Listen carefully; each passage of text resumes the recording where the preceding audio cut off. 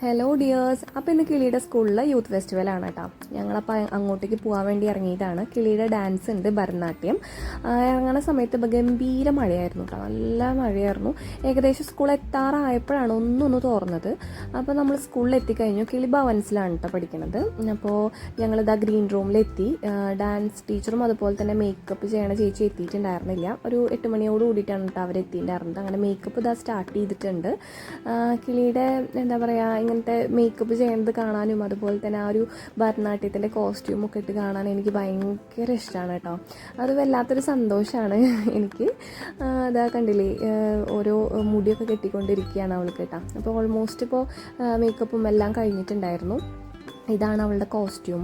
നല്ല ഭംഗിയുണ്ടായിരുന്നു കേട്ടോ. ഫോട്ടോയിൽ എത്രമാത്രം ഭംഗിയുണ്ടെന്ന് എനിക്ക് അറിയില്ല. നേരിട്ട് കാണാൻ ഭയങ്കര ഭംഗിയായിരുന്നു, നല്ല രസമുണ്ടായിരുന്നു കാണാനായിട്ട്. ഒരു പർപ്പിളും ഓറഞ്ചും ആയിരുന്നു കേട്ടോ. അങ്ങനെ ഞങ്ങൾ ചെസ്റ്റ് നമ്പറൊക്കെ മേടിച്ചത് ആ സൈഡിൽ കുത്തിയിട്ടുണ്ട്. ഇനിയിപ്പോൾ നമ്മൾ സ്റ്റേജിൻ്റെ അവിടേക്ക് പോകാനുള്ള തയ്യാറെടുപ്പാണ് കേട്ടോ. അപ്പോൾ നമ്മളിത് ആ സ്റ്റേജിൻ്റെ അവിടേക്ക് പോയിക്കൊണ്ടിരിക്കുകയാണ്.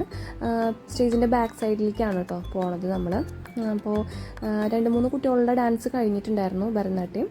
അങ്ങനെ ഇതാ നമ്മുടെ കിളിയുടെ ഡാൻസ് തുടങ്ങി. എന്താ പറയുക, ഞാൻ വല്ലാത്തൊരു എക്സൈറ്റ്മെൻറ്റിലായിരുന്നു കേട്ടോ.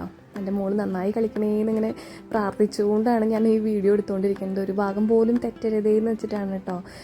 എല്ലാ മുദ്രകളും എല്ലാം തന്നെ എൻ്റെ മോള് നല്ല പെർഫെക്റ്റ് ആയിട്ട് തന്നെ കളിച്ചിട്ടുണ്ട് കേട്ടോ. അതിൽ ഭയങ്കര സന്തോഷമുണ്ട്. എന്താണെന്ന് വെച്ചിട്ടുണ്ടെങ്കിൽ ഒരുപാട് ഹാർഡ് വർക്ക് ഉണ്ട് അതിൻ്റെ പിന്നിൽ. ഒരു 1.5 മാസത്തോളമായി എൻ്റെ മോൾ ഇതിന് വേണ്ടിയിട്ട് പ്രയത്നിക്കുന്നു കേട്ടോ. സ്കൂൾ വിട്ട് വന്ന് കഴിഞ്ഞിട്ടുണ്ടെങ്കിൽ ഡാൻസിന് പോകും. അത് കഴിഞ്ഞിട്ട് 8 മണിക്കാണ് വരാറ്. അങ്ങനെ ഒരുപാട് ഹാർഡ് വർക്ക് ചെയ്തു. അത് കഴിഞ്ഞിട്ട് ഡാൻസൊക്കെ കഴിഞ്ഞതിന് ശേഷം അവൾക്ക് ചായ വേണമെന്ന് പറഞ്ഞു. ചായയൊക്കെ മേടിച്ച് കൊടുക്കാൻ വേണ്ടിയിട്ട് പോയതാണ് കേട്ടോ. അവിടെ ഒരു ചെറിയൊരു ഫുഡ് കോർട്ട് ഉണ്ടായിരുന്നു.